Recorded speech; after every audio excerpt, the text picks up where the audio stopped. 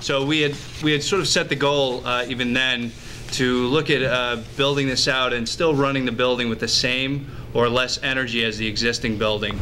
And we believe that upgrades to the lighting, the HVAC systems, the heating system, we'd be able to do that. So we'd actually be able to reduce about 30% of the avoided utility costs if we just expanded it and went with more traditional systems. I think if we went with high efficiency systems, we could easily run this library on the same, at least, energy consumption.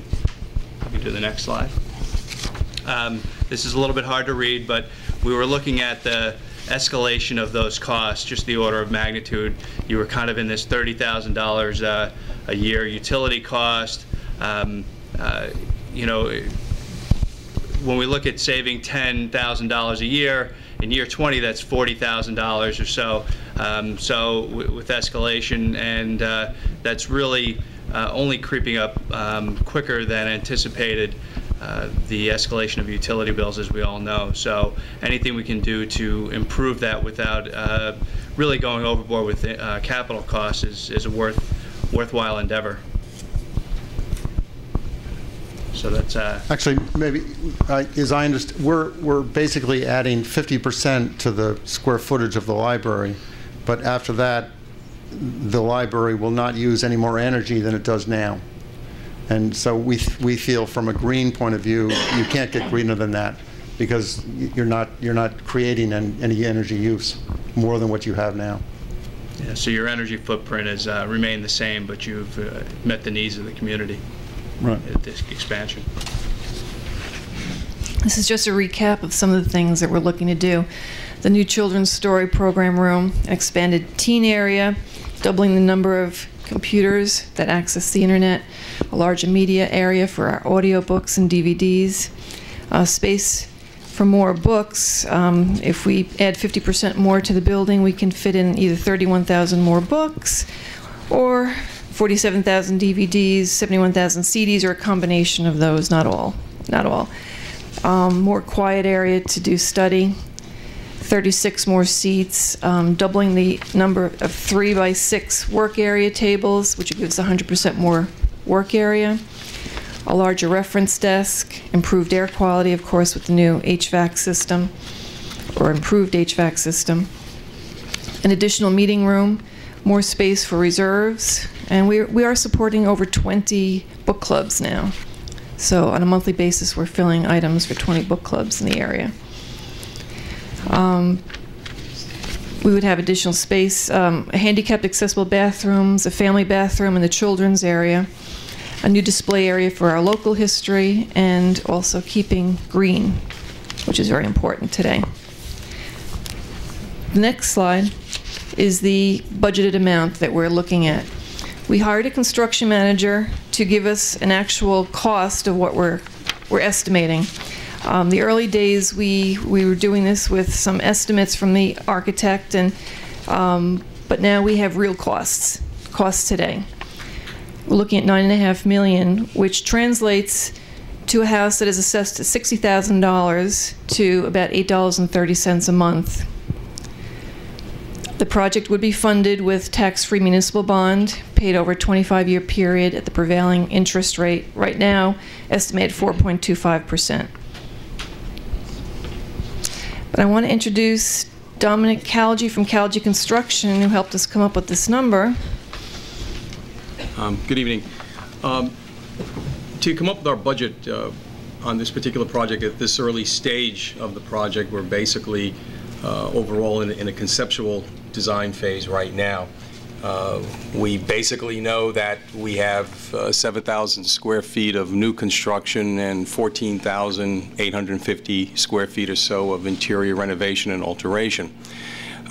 We're not yet at the point where we really know the amount of site work, the architectural systems, the structural or the mechanical, electrical, and plumbing systems. So at this particular point in time, we have to rely on our prior experience with similar projects of scope and size. Just some background, we are the construction manager on the village libraries for Mount Kisco and Briarcliff Manor, and we've had prior experience on library projects for Bronxville, Larchmont, College of New Rochelle. So we've relied on a lot of those projects. Some were new construction, some were a combination of new and alteration, some were just alteration. So in looking at these projects, taking current unit prices the way they've come in, we've applied a lot of these square foot prices to what we have right now.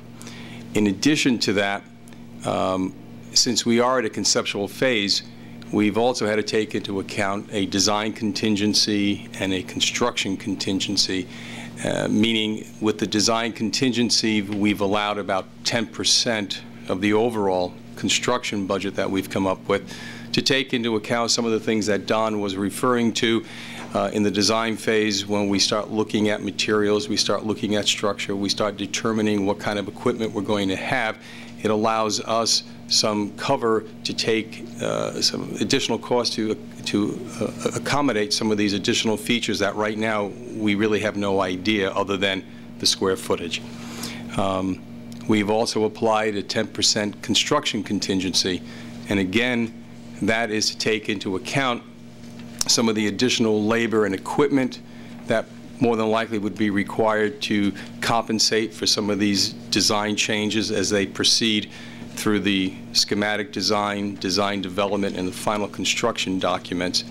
Additionally, part of that construction contingency, we also have to cover once the construction phase starts. There's always possible unforeseen site conditions, unforeseen conditions when you start tearing down walls and start altering the interior of the facility. Also, this is a Wickes Law project. We're going to have multiple prime contracts. From our experience, there are always going to be issues that come up as far as responsibilities between the prime contractors, and it's just, unfortunately, it's an inherent part of public work. So we've allowed this to cover those costs once we get into the construction phase also.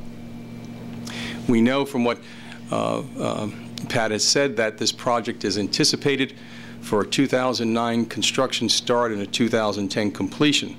So we've had to take into account also escalation charges to account for the increases that we anticipate for material and labor, and we've allowed a 6% allowance for those costs. In addition to the construction costs, the contingency costs, one thing that is in our budget now that I don't believe was in the original budgeting for the project is we've taken into account the project's soft costs. And by those, I mean the architectural, management, engineering fees, the normal testing and inspection fees, the furniture, fixtures, and equipment that usually come in after the fact, your communication systems.